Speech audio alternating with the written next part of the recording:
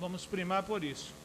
Glória a Deus. Meus amados irmãos, nós estamos agora com o nosso sexto mandamento, que trata a respeito de um assunto tão atual. Glória a Deus. O sexto mandamento é atualíssimo, como todos os outros que nós já vimos até então, também são atuais. Ele diz, ou proíbe, dá uma proibição bem curta, porém bem incisiva, bem precisa. O Senhor diz, não matarás. Glória a Deus. Não é exagero nós relembrarmos os irmãos que os 4 primeiros mandamentos apontam para os deveres do homem para com Deus. Já estudamos eles.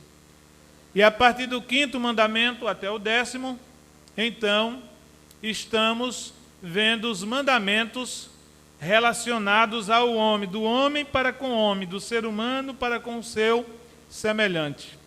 Então, o 6º mandamento, ele é bastante curto, não matarás, mas mesmo sendo curto, ele por si só fala muito aos nossos corações e às nossas consciências.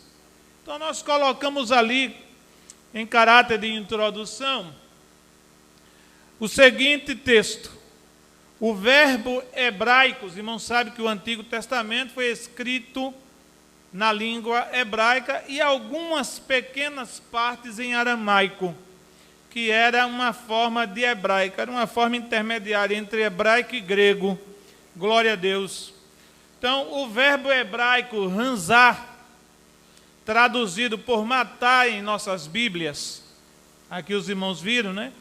É usado no Antigo Testamento para designar o assassinato cometido premeditadamente. É aquilo que a lei penal, em nossos dias, chama de crime doloso.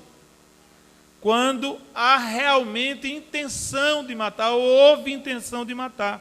Alguém planeja tudo. O assassino, o homicida, planeja tudo direitinho, o horário, o tipo de arma que vai usar, como é que vai fazer. Alguns criminosos, alguns assassinos são bem perversos e até planeja o crime com requintes de crueldade, e aí já tem agravantes, porque cai na lei dos crimes hediondos, não é? Quando tem requinte de crueldade, causa grave repercussão na sociedade, então é enquadrado nos crimes hediondos. E essa palavra, esse verbo hebraico, ranzar, que se traduz por matar, ele tem essa ideia, não é? É o assassinato cometido premeditadamente, como está no Salmo 94, versículo 6. Ali se fala de matar algumas pessoas, e aquele tipo de morte lá é morte premeditada, é crime premeditado, certo? Não pensem os senhores e as senhoras que me escutam, que matar e cometer todo tipo de crime, eu falo crime de homicídio, é coisa dos nossos dias. Não, isso é coisa velha, antiga. O ser humano sempre teve essa inclinação. Nós vamos ver isso com mais detalhe. Às vezes, o verbo ranzar, que se traduz por matar, ele também é traduzido como homicídio involuntário, que é o crime culposo. Essa palavra, esse verbo também pode ser traduzido com esse sentido.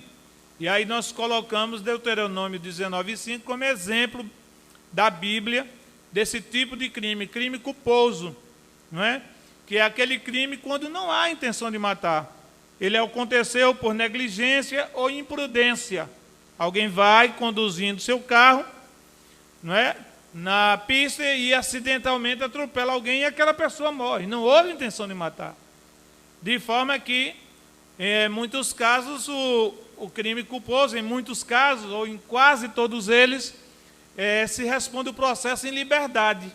porque foi comprovado através de perícia, não é? Perícia policial, que não houve o desejo, o interesse de provocar a morte. Estão entendendo? Amém? Glória a Deus. O que o sexto mandamento proíbe é o assassinato. Isto é, o fato de atentar contra a vida do próximo de forma ilegal, derramando sangue inocente. Não matarás. Essa expressão diz respeito, está ligada, tem conexão com o crime doloso. Quando alguém realmente quer matar. Quando alguém tem intenção de matar. Aqui não se enquadra, no sexto mandamento, não matarás, não se enquadra o crime culposo. Quando o agente do crime, que cometeu o crime, ele não teve intenção de matar, matou acidentalmente, por negligência, por imperícia, enfim, matou por um acaso. Então, não se enquadra aqui no sexto mandamento, não matarás. Então, o sexto mandamento, ele diz respeito ao crime de homicídio intencional, quando a pessoa realmente quer matar alguém e planeja matar, tirar a vida. Glória a Deus. Jesus, no Sermão da Montanha, vai interpretar o sexto mandamento de forma mais radical. Alguém diz assim: o Deus do Novo Testamento é mais brando do que o Deus do Antigo Testamento. Como se o Deus do Antigo Testamento fosse um e o Deus do Novo fosse outro. Não. É o mesmo Deus. O que muda é a dispensação, porque enquanto no Antigo Testamento prevaleceu, em última instância, a dispensação da lei, era aquela lei que, nesses casos de crime, dizia dente por dente, olho por olho, a lei conhecida como lei talionis, ou lex talione, lei de talião, é aquela lei que o indivíduo que matava tinha que morrer. Claro, matar dolosamente. Se mutilava uma pessoa, também tinha que ser mutilado, para compensar o dano físico sofrido ou até mesmo a morte de alguém. Então era lex talione, lei de talião. No Novo Testamento, prevalece já uma outra dispensação, que é a dispensação da graça, onde Deus procura tratar o homem benevolamente, perdoando-lhe os seus pecados, perdoando-lhe as suas culpas, as suas injustiças, tudo que o homem fizer. O Deus misericordioso, por causa da morte do seu Filho Jesus, na cruz do Calvário, então ele tem uma forma diferente de agir para com o homem. Todavia, não tem o culpado por inocente. Isto é, se a pessoa comete pecado, matando, roubando, adulterando, fazendo qualquer outra sorte, cometendo qualquer outra sorte de pecado, que vá de encontro à lei do Senhor, então essa pessoa, mesmo estando debaixo da graça de Deus, vivendo nesse período, debaixo da graça de Deus, ela não está isenta de ser punida pelo Senhor. E nós vamos ver isso, irmãos, por exemplo, lá em Atos capítulo 5, quando Ananias, juntamente com sua esposa Safira, resolveram enganar os apóstolos, omitindo-lhes a verdade a respeito da contribuição que deviam levar para a igreja. Chegaram diante de Pedro, primeiro foi Ananias, eles venderam uma propriedade e combinaram em casa, vamos dizer que nós vendemos a propriedade por X, quando a propriedade foi Y. Pedro não sabia, os apóstolos também não tomaram conhecimento disso, mas Deus sabe de todas as coisas. Deus sabe de quê, irmãos? De todas as coisas. Então, Ananias disse: você fica aqui e eu vou na frente. Então eu engano Pedro e depois eu saio, você chega e engana ele também. E foram, os irmãos conhecem essa história, está lá em Atos 5. E eles disseram, e ele disse para Pedro, a princípio: olha, eu vendi a propriedade, portanto, está aqui o dízimo. Pedro, naquela hora, recebeu de Deus uma revelação. E Pedro confronta ele, perguntando-lhe: por que você mentiu a Deus? Você não mentiu aos homens, mas ao Espírito Santo. E a mão do Senhor está contra você, você vai morrer. Caiu duro, fulminado. Morto. Então, perceba que o Deus do Novo Testamento não é diferente do Deus do Antigo Testamento. Glória a Deus. Há alguns casos que Deus até puniu com a morte como esse. Depois chega Safira. E Pedro pergunta-lhe: por quanto você vendeu a sua propriedade? Portanto, ela não sabia o que tinha acabado de acontecer com seu marido mentiroso, enganador. Ela disse: não, nós vendemos portanto. E os moços que tinham levado Ananias para sepultar no cemitério da igreja, atrás, provavelmente, estavam de volta. Os coveiros estavam chegando naquele momento. E Pedro disse assim: olha aí os pés daqueles que acabaram de enterrar o teu marido. Você vai morrer também. Não deu tempo nem ela pedir perdão, foi fulminada, caiu dura lá. Não teve direito a velório. E quem vai fazer velório de mentiroso, irmão? Não é? Quem vai fazer velório de mentiroso? Está aqui, nosso irmão era dizimista, nossa irmã era dizimista. Não, senhor. Enterra lá. Não pode ficar mesmo no mundo, tem que enterrar. Então, irmãos, o sexto mandamento, a ideia é essa: é proibir o assassinato de forma dolosa, premeditada. Quando o Senhor diz não matarás, Ele está visando esse tipo de crime. E nós vamos ver mais adiante por que é que Deus proibiu. Deus estabeleceu, esse mandamento: não matarás. Então Jesus, nós colocamos aqui, no Sermão da Montanha, interpretará esse sexto mandamento com uma interpretação com um sentido mais radical do que o do Antigo Testamento. Veja bem o texto que nós colocamos aqui embaixo. Ouvistes que foi dito aos antigos: não matarás. Mas qualquer que matar será réu de juízo. Essa era a sentença no Antigo Testamento. Eu, Jesus, porém vos digo. Aí vem uma nova interpretação.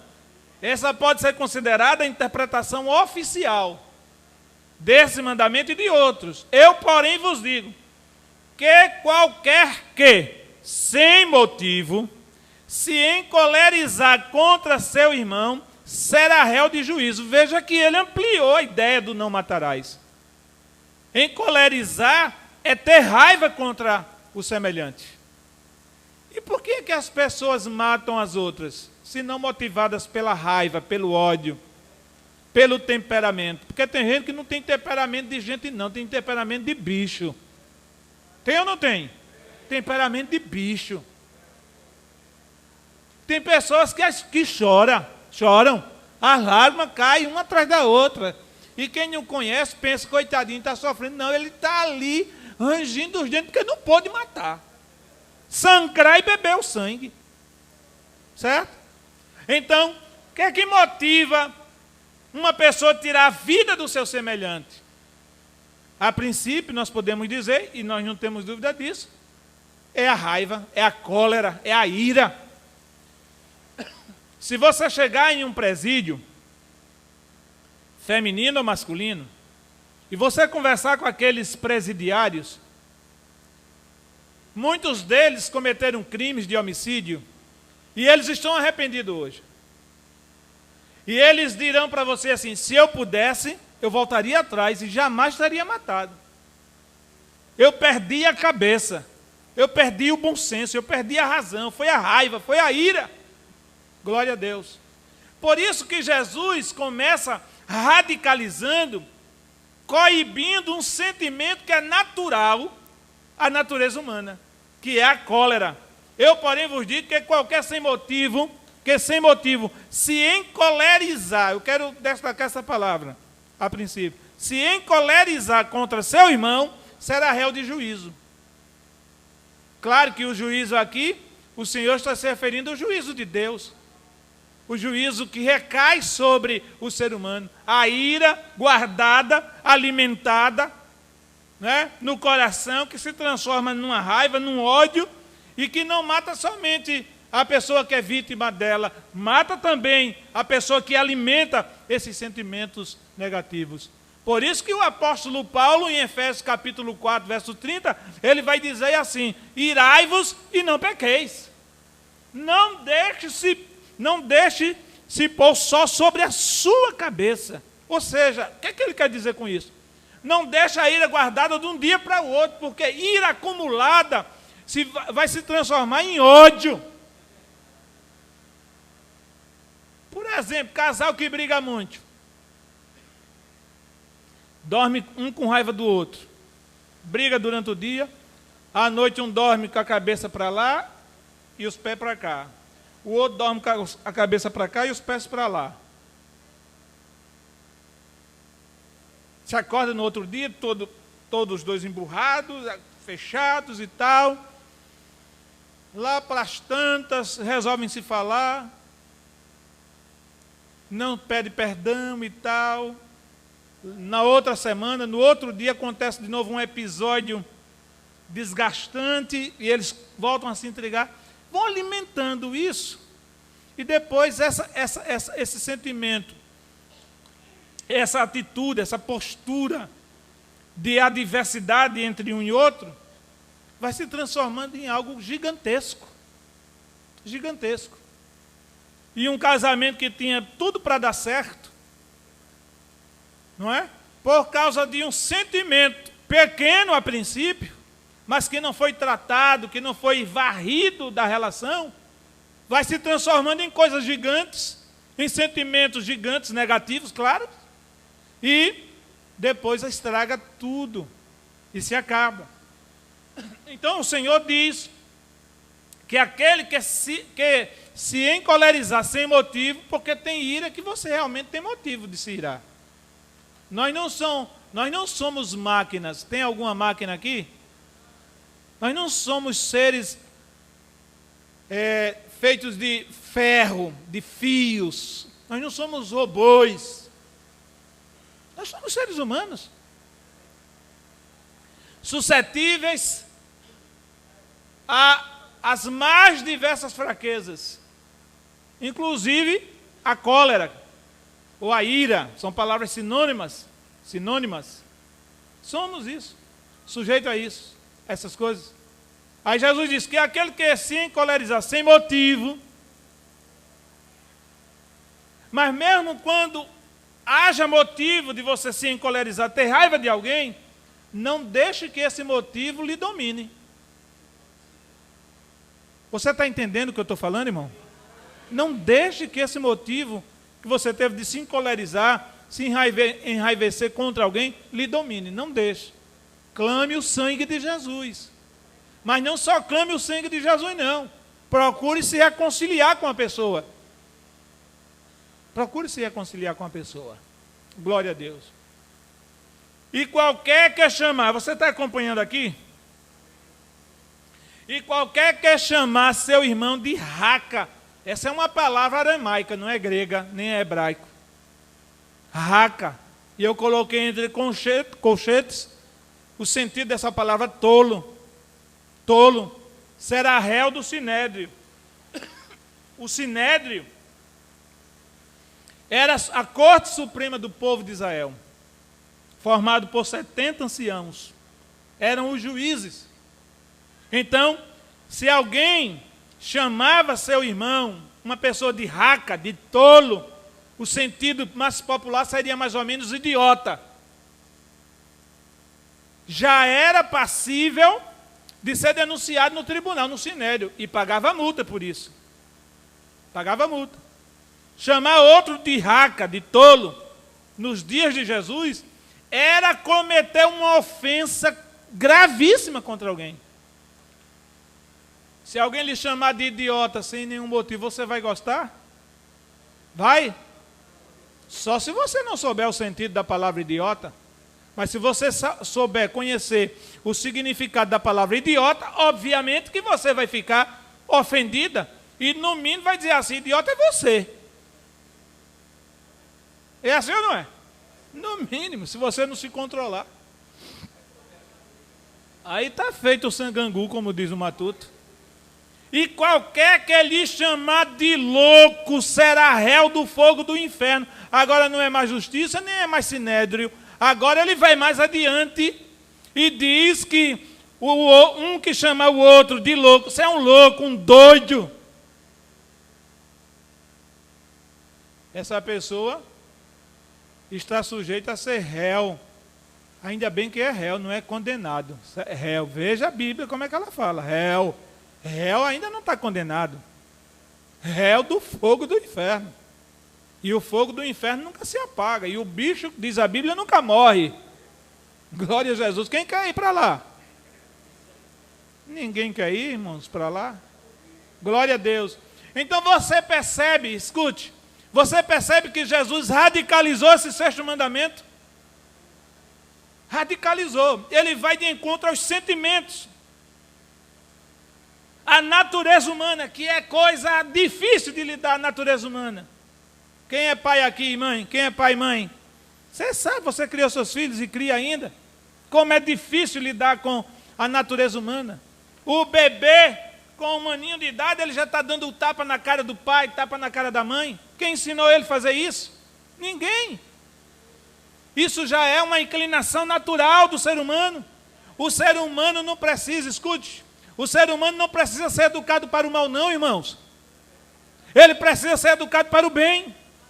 Porque com a natureza caída de Adão que nós nascemos com ela, nós já temos essa propensão, essa inclinação para o mal.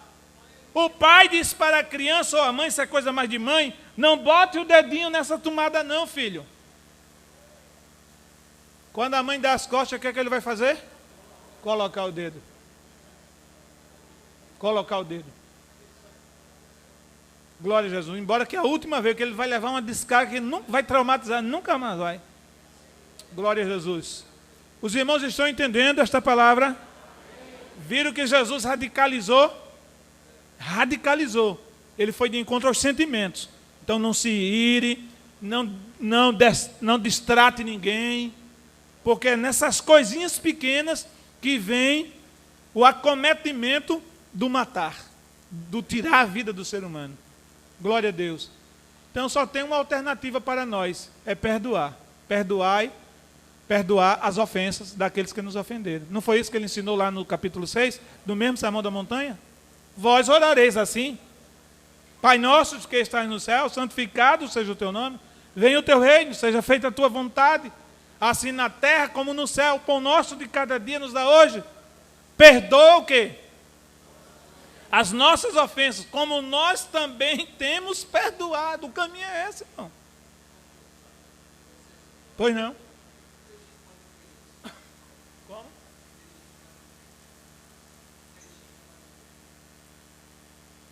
O presbítero Vitor está fazendo aqui uma pergunta.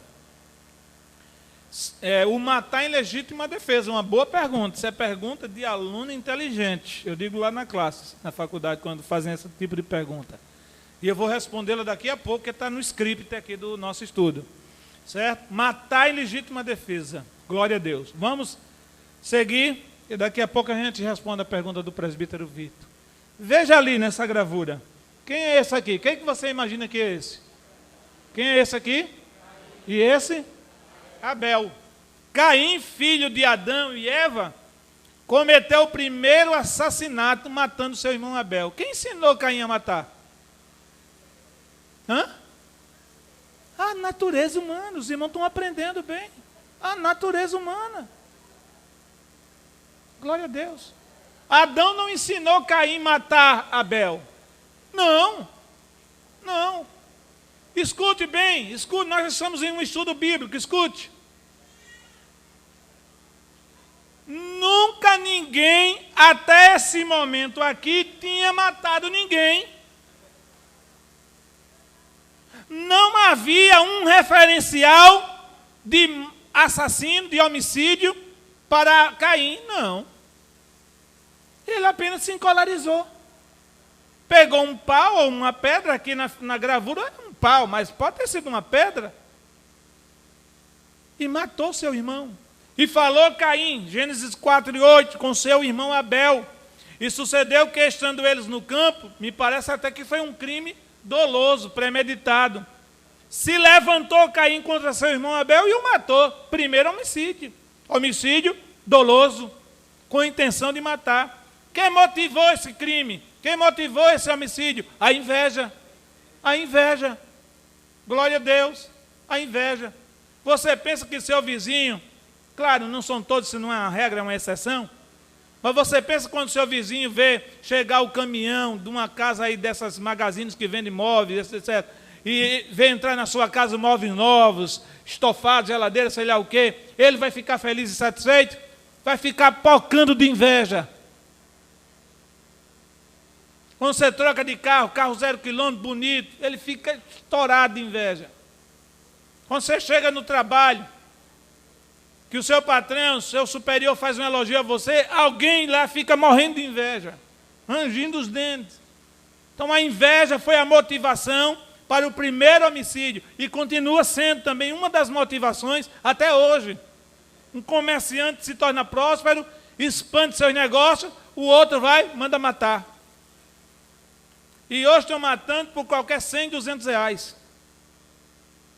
Aqui nós temos militares, sabem que eu estou dizendo a verdade. Eles lidam no dia a dia com isso. A partir desse primeiro homicídio, o ser humano passou a tirar a vida do seu semelhante, e muitas vezes eu coloquei por motivos banais. Outro dia, um moço, cidadão matou outro porque ele foi cobrar 15 reais. Quer dizer, a vida do cobrador valia 15 reais. Ou valeu 15 reais. Discussão no trânsito. Uma ultrapassagem, uma buzinada, o indivíduo já vem, vamos dizer o que todo mundo está dizendo, estressado, né? Porque de primeiro não tinha essa palavra estresse, é uma palavra inclusive americana. Mas todo mundo vive estressado. Uma buzinada aguda pode desencadear um surto de estresse, sei lá o quê. Os psicólogos que estão aqui é quem sabe explicar melhor. E o sujeito descer do carro e dá vários tiros no outro que buzinou. Estão matando por banalidades. Tenha muito cuidado, irmão. Tenha muito cuidado, minha irmã, quando se dirigir a determinadas pessoas, ou de perto ou de longe, principalmente os estranhos. Você não sabe quem está ali. Você não sabe como é que está a pessoa. É melhor você perdoar, é melhor você fazer vista grossa, é melhor você fazer ouvido de mercador, não responder, porque muitas vezes alguém te provoca e me provoca para ver uma reação nossa e ter uma motivação para tirar a vida de alguém. Tenha muito cuidado. Glória a Deus. Deixa passar. Leiam aqui em cima, por favor.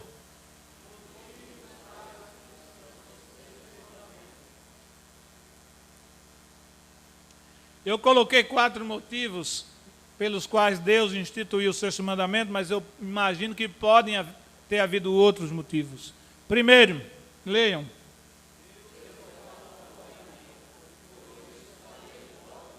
Só esse primeiro motivo, por si só, já é suficiente para o ser humano não tirar a vida do seu semelhante. Só isso aqui é suficiente. Porque Deus deu a vida. E só Ele é quem tem essa autoridade de tirá-la. Concorda comigo, irmãos? Amém? Segundo motivo. Se Deus não tivesse colocado esse freio, não matarás. E a partir desse sexto mandamento, aliás, de todos os 10, mas destacando esse, porque esse é que nós estamos estudando hoje, a partir desse sexto mandamento, o direito, tanto o direito oriental quanto o direito ocidental, copiaram o artigo 121 do Código Penal brasileiro, está baseado neste sexto mandamento. Lá está um pouco diferente, lá diz assim, matar alguém, aí vem as penalidades. São elencadas as penalidades lá do artigo 121 do Código Penal brasileiro. E ainda tem, além de ter multa, além de ter cadeia, prisão, ainda tem multa. A sentença para quem mata alguém, no Código Penal brasileiro, começa já com a sentença de, no mínimo, 6 anos de reclusão. De 6 até 30 anos. Se for crime hediondo, começa logo com, no mínimo, 19 anos de cadeia. Glória a Deus. Apesar de que nós não podemos botar muita fé na justiça, né? Que a lei existe, mas a aplicação da lei é muito falha. Os operadores do direito sabem muito bem disso. Glória a Deus. O terceiro motivo.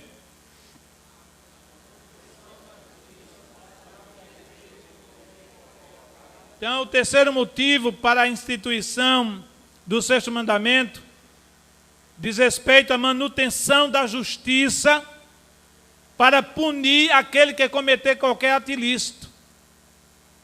Então, se alguém se sente agredido, se alguém é agredido até e faz justiça com as próprias mãos, e isso não é justiça, a justiça com as próprias mãos não é justiça, é um crime em cima de outro crime.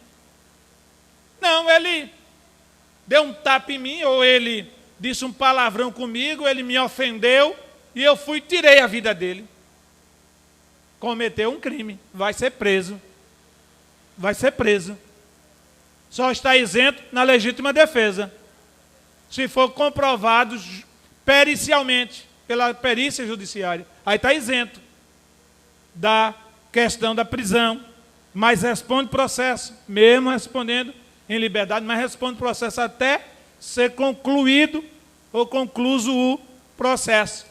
Glória a Deus. A manutenção da justiça para punir aquele que cometer qualquer ato ilícito. Então, Deus proíbe matar para que a justiça seja feita ao transgressor, aquele que cometeu qualquer ato ilícito.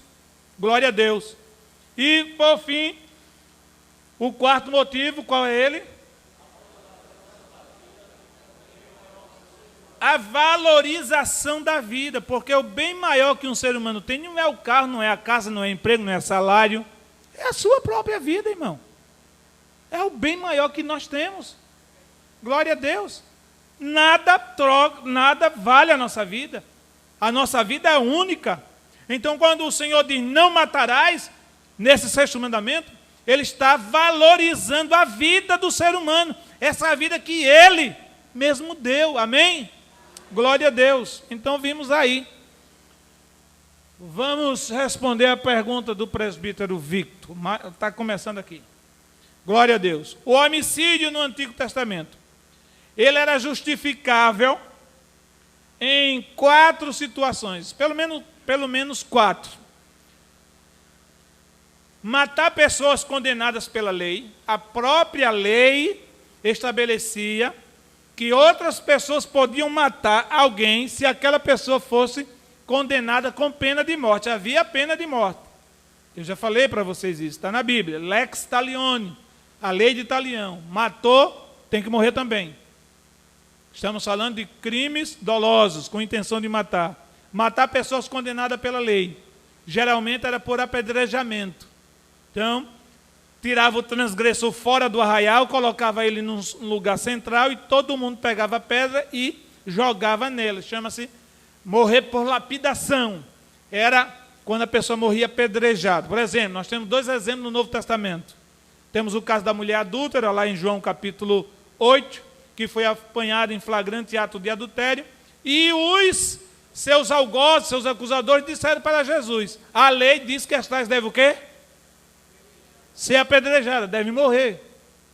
É quando Jesus diz aquela célebre frase: quem não tiver pecado, atire a primeira pedra. Então, havia esse tipo de morte. E a mulher escapou naquele caso. Mas Estevão, lá em Atos capítulo 7, ele morreu. Literalmente apedrejado, porque ele foi acusado de blasfêmia contra Deus, contra o nome de Deus.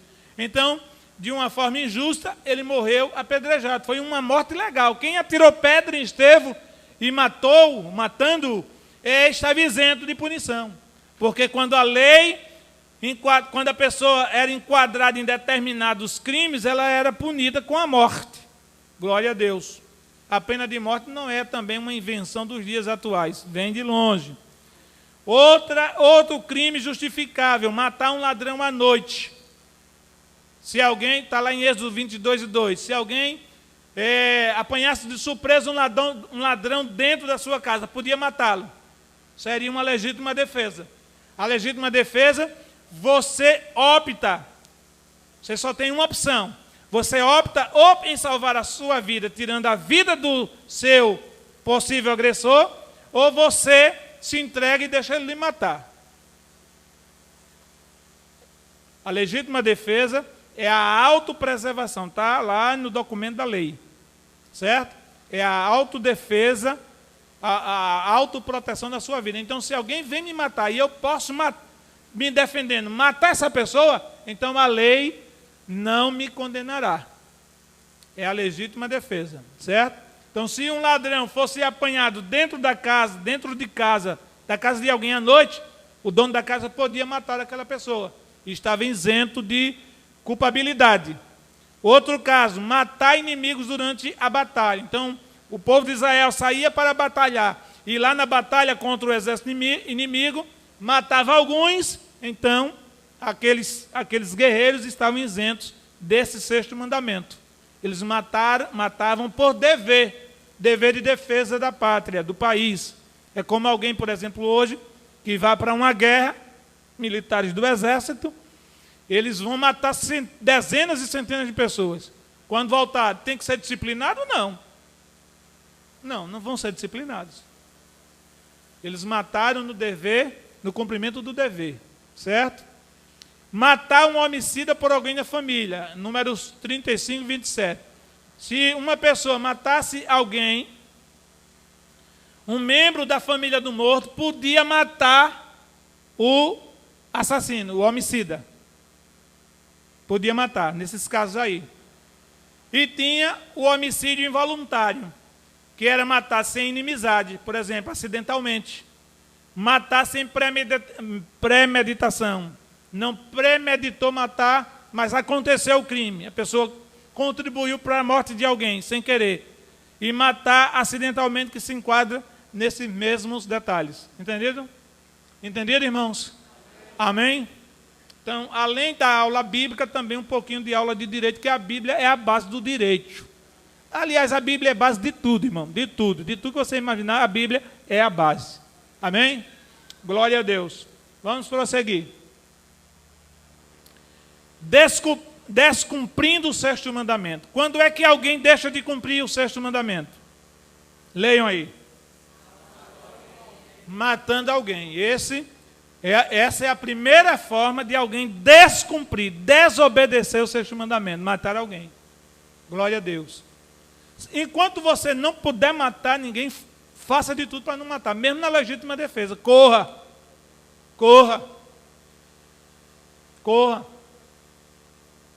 Não, mas eu sou de uma família valente. Meu tataravô era valente, meu bisavô era valente, meu avô era valente, meu pai era valente e eu também sou valente. A Bíblia fala num homem chamado Lameque que matou um outro porque o cidadão pisou no pé dele. Já pensou? Que motivo fútil? Matar uma pessoa porque pisou no pé. Já pensou, irmã Liz? Motivo fútil, mas tem isso. Ainda hoje acontece isso. Vai passando na rua, olhou para a cara do outro, não gostei nem da sua cara, você vai morrer. Pá, mata. Motivo fútil. A vida, cada dia que passa, ela não está sendo valorizada não, irmão, a vida humana. Estão fazendo crueldades absurdas. Eu não gosto nem de assistir assim, noticiários de início de tarde, que só fala de crime. Mas se você parar para ver aquilo, você vai ficar depressiva de tanta notícia ruim. É tanto crime com requinte de crueldade que é um absurdo. Glória a Deus. A outra forma de descumprir o sexto mandamento. Praticando o quê? O aborto. Praticando o aborto. Existem algumas formas de aborto. Existe o aborto espontâneo, é aquele que a mulher grávida, gestante, sofre sem ela querer, por um problema de um susto, de uma doença, né, um problema qualquer, ela aborta espontaneamente. Existe o aborto induzido, que é aquele que, de certa forma, até há uma cobertura da lei. Por exemplo, se uma mulher, uma moça, uma mulher foi estuprada na rua e ela fica grávida daquele estupro, a lei é o único caso que a lei dá cobertura de abortar. Tem agora também o feto anencéfalo, é aquele feto que nasce sem cérebro. Então, nesses casos também a lei brasileira permite o aborto. Então, esse é o aborto induzido. E existe o aborto ilegal, é aquele que se comete sem nenhum motivo. Se pratica sem nenhum motivo. A mulher descobre que está grávida do namorado. Ah, eu estou grávida do namorado. Aí vai, toma uma garrafada, toma uns remédios, toma criolina, sei lá o quê, para matar a criança. Aquilo é crime na lei dos homens e também é enquadrado na lei de Deus, é crime, certo? Crime mesmo, glória a Deus. Então, se você, o que me faz assim até ficar pasmado, é que muitas vezes os pais descobrem que a filha está grávida e obrigam ela a abortar. Obriga, não tem que abortar. Tem que abortar. Olha, toma remédio, tem que abortar. Então, comete crime a mulher que aborta e quem induziu ou obrigou-a a abortar. Todas as duas serão indiciadas caso haja uma denúncia, uma queixa-crime. Serão enquadradas na forma da lei. Certo?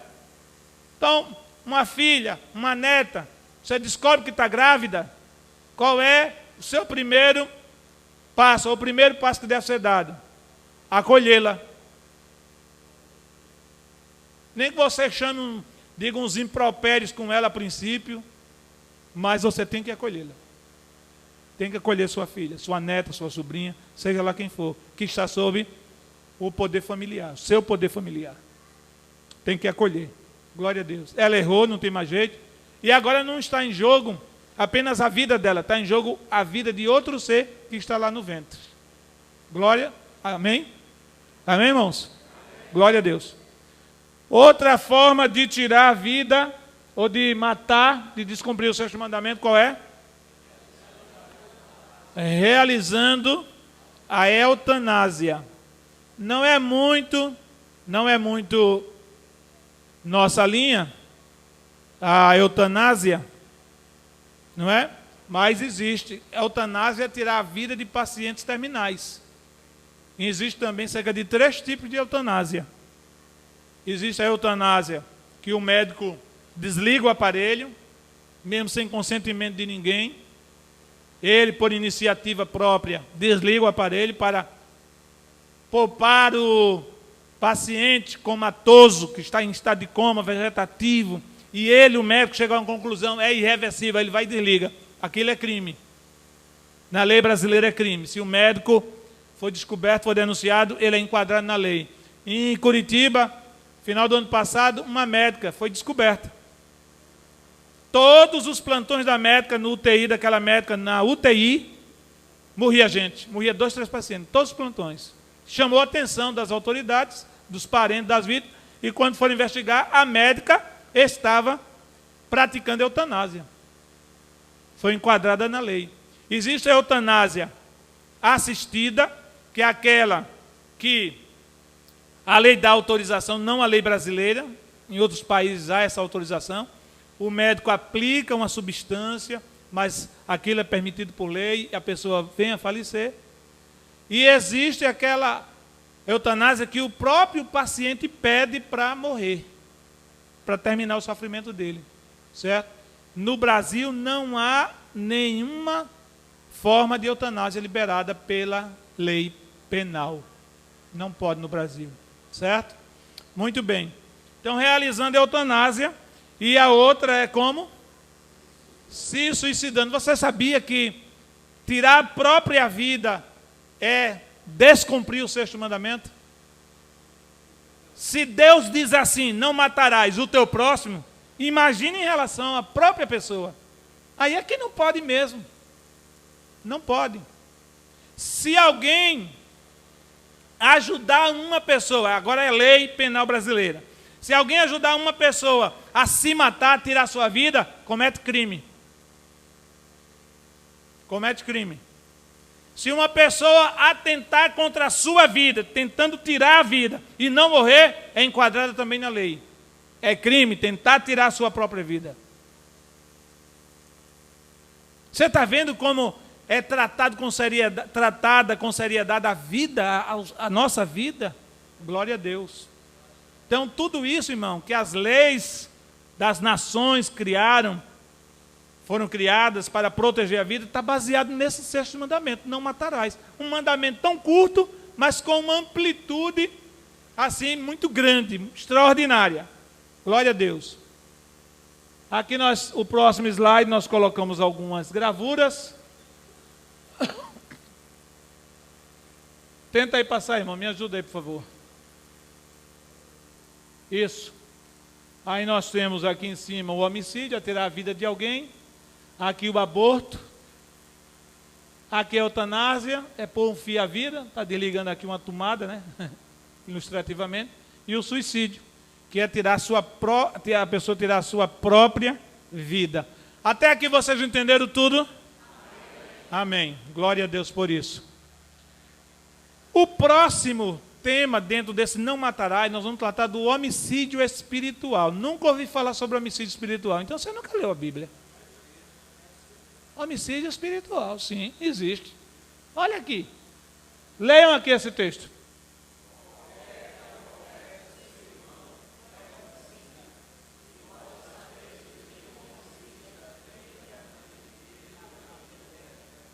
Qualquer que aborrece a quem? A seu irmão. É o quê? Homicida. Por isso que eu coloquei lá em cima, homicídio espiritual. Também se enquadra, não matar o irmão. Esse irmão fala de alguém que está perto de você, porque irmão é alguém da família. Não é só o irmão na fé, não. Irmã Elisângela, quando eu estava preparando esse estudo, já madrugada de hoje, ela subiu para tentar me tirar do estudo, com pena de mim. Aí 2 horas já, né? Aí eu pedi uma opinião a ela, ela disse, olha, irmão é uma pessoa próxima. É uma pessoa que está próxima. Não é só o irmão na fé, que não está fisicamente tão próximo. Nós só nos encontramos nos cultos. Esse irmão pode ser a esposa, pode ser o marido, pode ser os filhos, pode ser os pais, pode ser um vizinho, pode ser um colega de trabalho, é irmão. Irmão é um termo muito genérico. Glória a Deus. Qualquer que aborrece, e essa palavra aborrece, ela não dá um peso para a ideia desse versículo, o sentido dele. Porque aborrecer é uma coisa simples. Né, irmão Moacir? Aborrecer é uma coisa simples. A mulher pode aborrecer o marido pode aborrecer a mulher. Mas essa palavra ela não foi bem traduzida para a versão corrigida. A versão atualizada da Bíblia, ela traduziu com mais propriedade. Lá ela diz odeia. Aquele que a odeia. É esse o sentido da palavra. Aquele que odeia. Quando eu odeio meu irmão, Deus me vê como um homicida. Isso tem peso, irmãos? Tem ou não tem? Tem peso. Odeio fulano. Odeio fulana. Quando fala no nome dele, foge o sangue. Quando fala no nome dela, o sangue foge. Os beiços ficam roxos. É o ódio. O efeito do ódio na corrente sanguínea, no organismo. Glória a Deus. Pois fique sabendo, meu querido irmão, minha querida irmã, quando você diz, ou mesmo que não diga, mas lá no seu coraçãozinho, você odeia seu irmão, você está cometendo um homicídio, você está matando o seu irmão. Eu odeio esse marido. Está tudo bom, está maravilha. Mas quando ele bota a mão na porta, me sobe uma ira, uma raiva. Eu odeio esse homem. Se eu pudesse, eu matava ele. Você já ouviu pessoas dizerem isso? Se eu pudesse, eu matava ele. Já matou. Já, diante de Deus, já cometeu homicídio. O marido que olha para a mulher e diz assim: eu não sei onde é que estou, que não te mato, ou que não já te matei. Já matou. O pai ou a mãe que diz para o filho, para a filha: esse miserável é tão ruim que ninguém mata. Se eu não fosse para a cadeia, se não tivesse cadeia, eu já tinha matado esse infeliz. Você já ouviu pessoas dizerem isso? Você já ouviu? Quem já ouviu? Eu já ouvi. Já matou, meu irmão. Já matou, minha irmã. Diante do Senhor, você é um homicida. E vós sabeis que nenhum homicida... Quantos homicidas? Nenhum homicida. Tanto aquele que pega o revólver e descarrega, e mata a pessoa, ou a faca, ou o pau, ou a pedra, ou o veneno, ou empurra e mata, sei lá o que, eu passo o carro por cima. Nem esse que mata literalmente, nem esse outro que mata espiritualmente. Glória a Deus. Nenhum homicida tem permanente nele a vida eterna. E eu, para comprovar isso, eu cito Apocalipse 21:8. Mas, quanto aos tímidos, calma, tímido, não é você. A palavra aqui também, ela precisava ter sido traduzida de forma diferente, covardes. Mas quanto aos tímidos ou covardes, e aos incrédulos, e aos abomináveis, e a quem mais? E aos homicidas, e eu frisei, e aos fornicadores, pessoas que cometem sexo fora do casamento, ou que não são casadas, digo, e praticam sexo, e aos feiticeiros, e aos idólatras, e a todos os mentirosos, a sua parte será onde? No céu. Junto de Deus. No lago que arde com fogo e enxofre, o que é o quê? A segunda morte. Vai continuar odiando? Vai continuar matando no coração aquela pessoa que você não suporta vê-la? Vai. Você quem sabe o destino que você quer tomar quando você partir daqui para o outro lado. Glória a Deus. Você precisa, e eu também preciso, perdoar. Glória a Deus. Não é porque eu sou pastor, é porque eu sou crente. Eu sou discípulo. Discípulo do homem que perdoou até o último instante. Enquanto os seus algozes furavam-lhe as mãos e os pés, ele dizia: Pai, perdoa-lhes, porque eles não sabem o que fazem. Glória a Deus. Amém, irmão? Pede para o sangue de Jesus lavar o teu coração, tirar todo esse lixo de ódio, de ira, de cólera de dentro dele. Pede para o Senhor tirar. Glória a Jesus. Só tem um antídoto. Não adianta ir para psicólogo. Desculpa os psicólogos que estão aqui. São agentes importantes, profissionais. Eu tenho que fazer a média com a minha psicóloga. Glória a Deus. São importantes. Mas se até os psicólogos, tá, cadê o Adonias? Está ali, é outro também psicólogo. Até os psicólogos sabem que se a pessoa que tem problema, seja de que natureza for, não quiser se libertar deles, estou errado, Adonias? Não conseguirão a cura.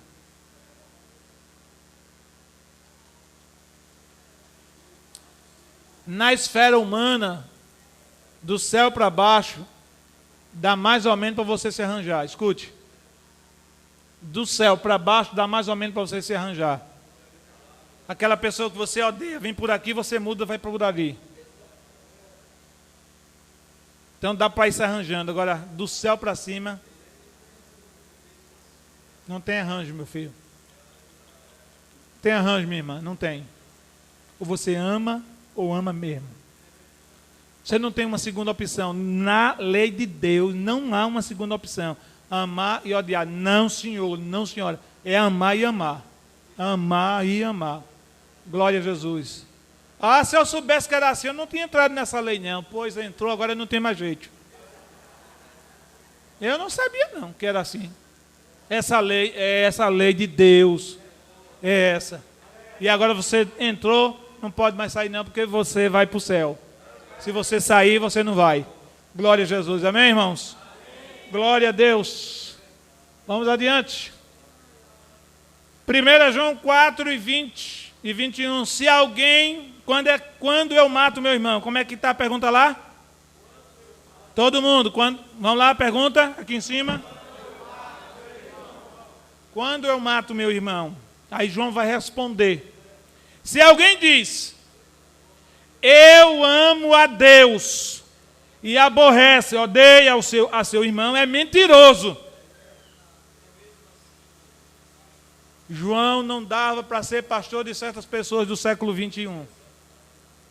Que a mensagem dele não tinha arrumadinho, não. Ele era incisivo, ele era direto. Se alguém diz, eu amo a Deus, e aborrece, odeia seu irmão, é mentiroso. Pois quem não ama seu irmão, ao qual viu, como pode amar a Deus a quem não viu? É um argumento interessante isso aqui. Quando eu estava meditando sobre isso, eu disse até para a Elisângela, é um argumento muito contundente e convincente. Ah, eu amo a Deus. Você já viu a Deus? Não, nunca vi a Deus. Mas eu odeio a meu irmão. E como é que você diz que ama a Deus? Se você nunca viu a Deus e ama-o, e você vê o seu irmão e odeia, como é isso? Então, na matemática de João, essa equação, essa conta não fecha. De amar a Deus e odiar o irmão. Por quê? Porque o irmão, o seu semelhante, seja irmão crente ou irmão de raça. O seu semelhante, ele é a imagem e semelhança de quem? De Deus. Então, se eu digo, eu amo a Deus, mas eu odeio meu irmão. Aí o papai do céu lá em cima vai dizer assim, está errado.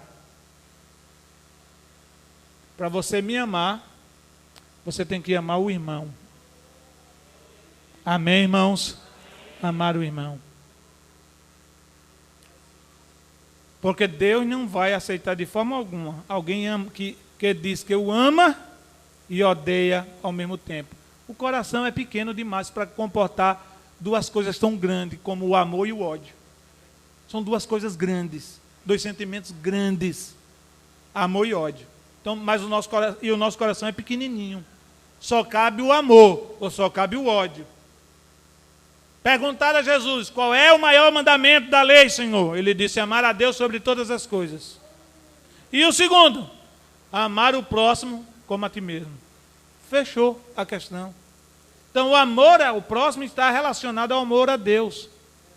Eu não posso cortar esse fio que liga o amor ao próximo ao amor a Deus, cortar ele e dizer, não, eu vou só amar a Deus e vou odiar todo mundo. Não posso. Mesmo que eu queira, não consigo. E dele temos este mandamento. Esse dele aí, ele está se referindo a Jesus. Que quem ama a Deus, ame também seu irmão. Amém? Glória a Deus. Aqui já é o último slide. Quando eu deixo de amar meu irmão, eu o mato primeiro. Vamos lá, todo mundo.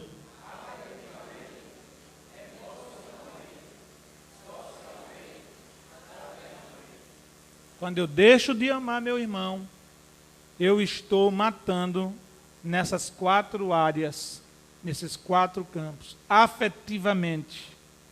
Porque eu não vou conseguir dar afeto a uma pessoa se eu não amá-la. A esposa não dará o afeto, o calor humano que o seu marido precisa se ela não amá-lo. E vice-versa. Da mesma forma, são os pais para com os filhos.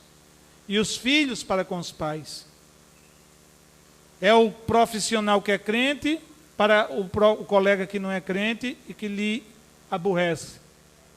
E diz até que lhe odeia, que vê você pelas costas.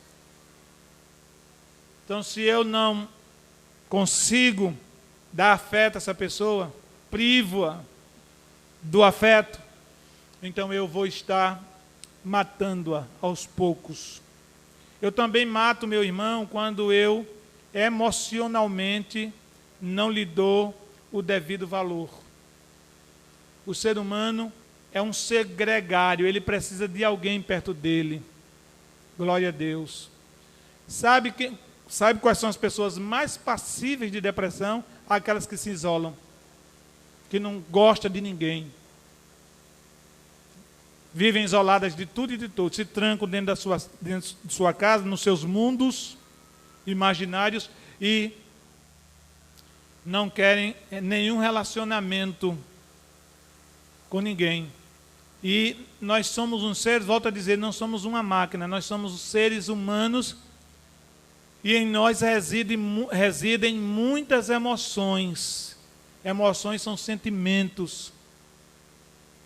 Então as pessoas precisam uma da outra, umas das outras, para conversarem, para abrir o coração, para contar suas mágoas, seus dramas, seus sofrimentos. Glória a Deus. Mas se você não ouve alguém, se você não cuida de alguém que Deus colocou sob a sua responsabilidade, você está matando essa pessoa. Não pense que só fazer a comida é suficiente, não. Até os animais são carentes de toque, de relacionamento. Crie um animal qualquer e deixa ele lá preso, só bote a comida para ele, para ver se ele não vai morrer. Até os minúsculos animais. Glória a Deus. O grande elefante. Semana passada eu estava assistindo um documentário na televisão de gorilas órfãos, filhotes pequenos. Quando eles ficam adultos, eles ficam gigantescos. Mas eles, novinhos, são bem minúsculos. E alguns deles perderam seus pais e outros foram rejeitados pelas mães. E o rapaz responsável de tratar deles, lá na África, criou eles com tanto amor, com tanto carinho, que o moço não pode sair de perto deles. Quando o moço vai saindo, eles correm tudinho, se agarram nas pernas, sobe, agarra no pescoço, ele fica todo preso de gorilas, filhotes. Porque o ser vivo gosta disso. Só não os loucos, escute. Só não os loucos é que sentem carência de um relacionamento. Só os loucos. Porque eles estão privados disso, devido à sua deficiência. Quando eu deixo de amar meu irmão, também estou matando ele socialmente. Porque uma pessoa que não é amada não tem prazer de sair, não tem prazer de tomar banho, trocar de roupa, comprar roupa nova, não tem prazer de comer uma comida melhor, é uma pessoa isolada, é uma pessoa distante, é uma pessoa introvertida, é uma pessoa sempre de cabeça baixa, olhos baixos, olhando para o chão. São pessoas mal amadas. Mulheres, esposas mal amadas, que seus maridos não as amam como devem amá-las. São mulheres frustradas, são mulheres desanimadas. Geralmente, a casa de uma mulher mal amada por seu marido é uma casa suja, é uma casa maltratada, não limpa. Ela não se incomoda com nada, ela veste qualquer roupa, ela não gosta de pentear os seus cabelos, de se perfumar, nada. Ela se sente um trapo.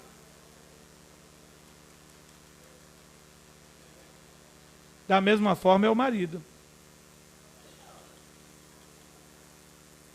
Fala, Dalgisa. Não estou ouvindo não, venha falar perto de mim. Minhas oiças são meio curtas.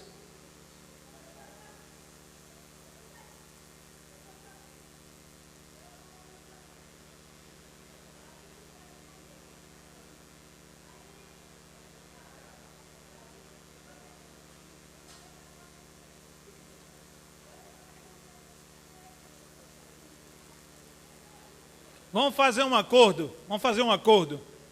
Depois do culto, a senhora vem me fazer essa pergunta aqui, que eu vou ouvi-la bem direitinho e vou lhe dar a resposta. Eu não estou ouvindo. Depois do culto. É que ela quer que eu responda aqui, como todo mundo perguntou e eu respondi. Mas eu só perguntei, só o Vitor que perguntou. Tá meio sujo hoje.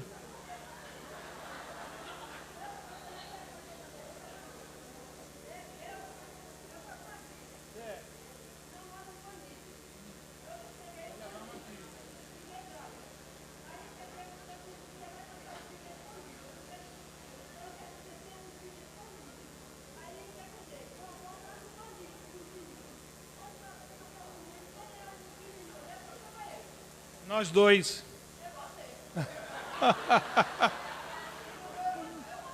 Pois é, tá bom, Deus abençoe. Depois, deixa eu concluir a mensagem, viu? Deixa eu concluir logo a mensagem aqui, que os irmãos já estão indo embora. Depois. Muito bem, vamos lá. Socialmente, fraternalmente. Quando eu deixo de amar meu irmão, eu o mato também fraternalmente. Escute, irmãos. Fraternalmente fala de relacionamento entre pessoas que não são famílias. Não é? Irmãos, escute. Escute. Nós vemos muito isso, infelizmente, não vou dizer muito, mas vemos, vez por outra, vez na igreja. Pessoas que deixaram de amar outras pessoas. E em alguns casos, por motivos até banais. Quando eu deixo de me sentar junto do meu irmão que me sentava perto dele, eu sinto dificuldade de me sentar perto dele ou dela. Quando eu não consigo dar a paz do Senhor para ele, para ela. Quando eu o evito, eu fraternalmente deixei de amar o meu irmão e estou matando-o também. Outro dia uma irmã me procurou na escola dominical aqui, e disse assim: pastor, eu estou em dificuldade. O que é que há, minha irmã? Eu pedi perdão à irmã fulana, ela deu o nome da pessoa, e a irmã disse assim: não lhe perdoo. Como é? Olha, irmão, pedir perdão já é uma coisa muito difícil. Eu acho difícil pedir perdão. Eu faço de tudo para não ofender as pessoas, porque é difícil demais pedir perdão. Trava, é um negócio. A natureza humana não gosta de se dobrar. Então eu faço de tudo para evitar ofender alguém, para não ter o direito, o dever de pedir perdão. Porque se ofender tem que pedir. Então é difícil alguém se submeter ao processo de pedir perdão. Mas quando alguém toma essa iniciativa e pede perdão, aquela pessoa está consciente do que realmente ela está fazendo.